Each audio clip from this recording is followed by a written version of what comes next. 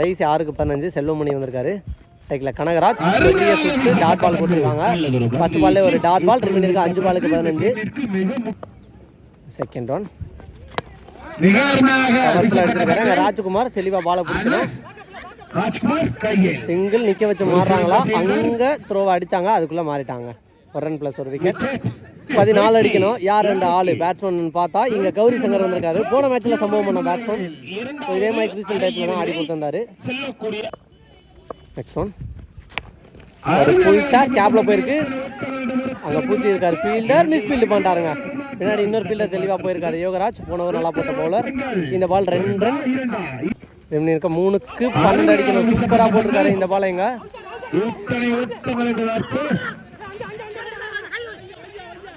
விக்கெட்டை மாத்திட்டாரா? சந்தோஷ் கரெக்டாக வந்திருக்காருங்க. இங்கே பேக்கப்பு ஆனால் உள்ளே போயிட்டாருன்னு நினைக்கிறேன். நாட் அவுட் கொடுத்துருக்காங்க. இப்போ 2 பாலுக்கு 2 6 அடிக்கணும். போன மேட்ச் 1 பாலுக்கு 1 6 கத்தக்குறிச்சி அடிச்சு தான் மேட்சை வின் பண்ணாங்க. இப்போ 2 பாலுக்கு 2 6 அடிக்கிறாங்களான்னு பார்க்கலாம். இப்போ சைக்கிள் இருக்குது கணக்கு. முக்கியமான பால் மேட்ச் பால். மேட்ச் பால் ஆஸ்டாருங்க. இங்கே வாட்டர் ஷாட் நேருக்கு நேர் போயிருச்சு. இங்கே 6. போன மேட்ச் போலவே இந்த மேட்ச்லையும் கடைசி 1 பாலுக்கு 6 அடிக்கணும் அப்படிங்கிற சூழ்நிலைக்கு வந்துருச்சு.